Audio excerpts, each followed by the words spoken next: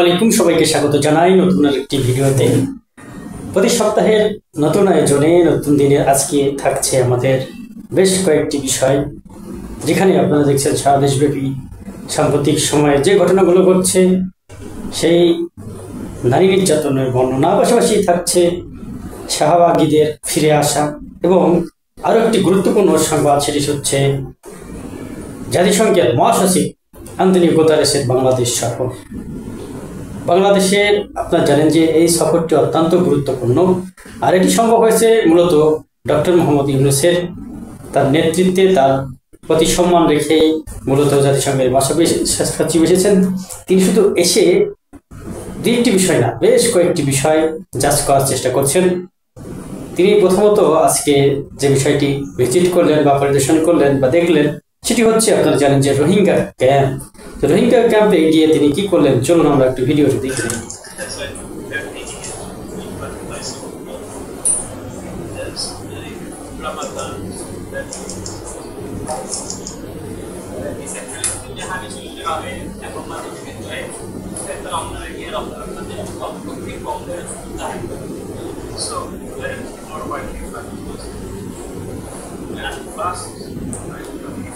তিনি বলার চেষ্টা করছেন যে রোহিঙ্গারা সুন্দরভাবে তাদের দেশে সম্মানের সহিত ফিরবে এবং আগামী বছর তারা নিজ দেশে গিয়ে ঈদ উদযাপন করবে। রোহিঙ্গাদের সুন্দরভাবে সুষ্ঠুভাবে তাদের দেশে নিরাপদে প্রেরণ করাটাই হচ্ছে এখন একমাত্র চ্যালেঞ্জ, আর সেই চ্যালেঞ্জ মোকাবেলা করার জন্য প্রস্তুত।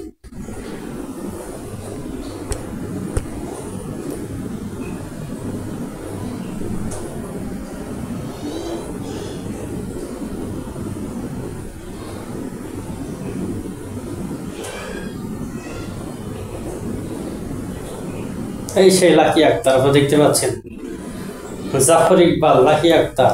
তারা 2013 সালে সারা দেশের মানুষের কথা বলেনি, তারা একটি গোষ্ঠীকে শাস্তি দেওয়ার জন্য উঠে পড়ে নেমেছিল। সেটি হচ্ছে আপনারা সবাই জানেন, রাজাকারদের বিচারের নাম করে দেশের বরেণ্য ইসলামী চিন্তাবিদদেরকে তারা বা নেতাদেরকে তারা ফাঁসিতে ঝুলিয়েছে এবং সর্বোচ্চ শাস্তির ব্যবস্থা করেছিল।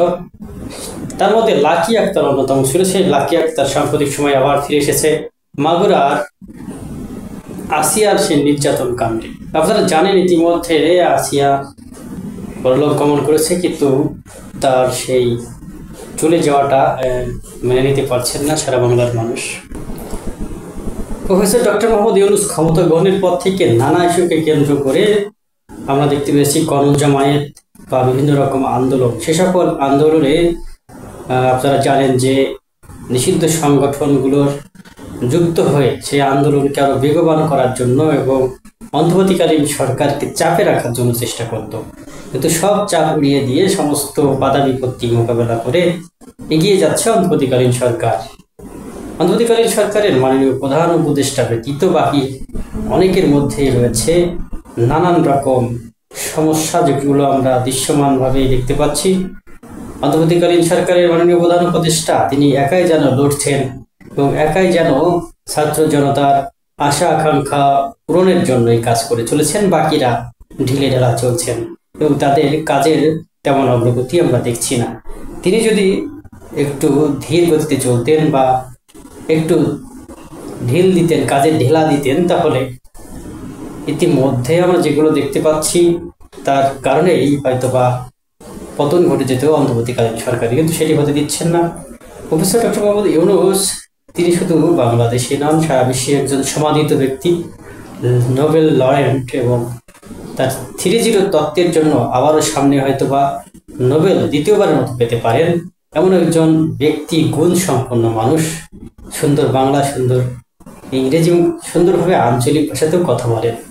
এমন একজন রাষ্ট্রনায়ককে পেয়ে সত্যি অভিভূত বাংলাদেশিরা। এমন রাষ্ট্রনায়ককে তো বিগত 53 বছরে কাউকেই পাওয়া যায়নি, যার বিশ্বব্যাপী সম্মান আছে সমানভাবে, যিনি বিশ্বব্যাপী সমাদিত, যার কথার গ্রহণযোগ্যতা আছে। বিশ্বের অন্যতম প্রধান মোড়ল রাষ্ট্র যুক্তরাষ্ট্র যার কথা শুনতে বাধ্য বা শোনেন, এমন বিষয়গুলো আমরা লক্ষ্য করছি। এখন পর্যন্ত দৃশ্যমান যে বিষয়গুলো ঘটছে সেখান থেকে এটাই বোঝা যায় যে ভারে আছেন বা ধারে আছেন, দুটোতেই আছেন আমাদের অন্তর্বর্তীকালীন সরকারের মাননীয় উপদেষ্টা ডক্টর মোহাম্মদ ইউনূস। তো তাকে আরো বেশি দিন এই ক্ষমতায় দেখতে চাচ্ছেন অনেকেই, আর কিছু আছেন যারা দ্রুত নির্বাচন চান, ভাগ বাটোয়ারা লুটপাট দ্রুত আবারও বাংলাদেশকে অস্থিতিশীল করতে তারা চেষ্টা চালিয়ে যাচ্ছে।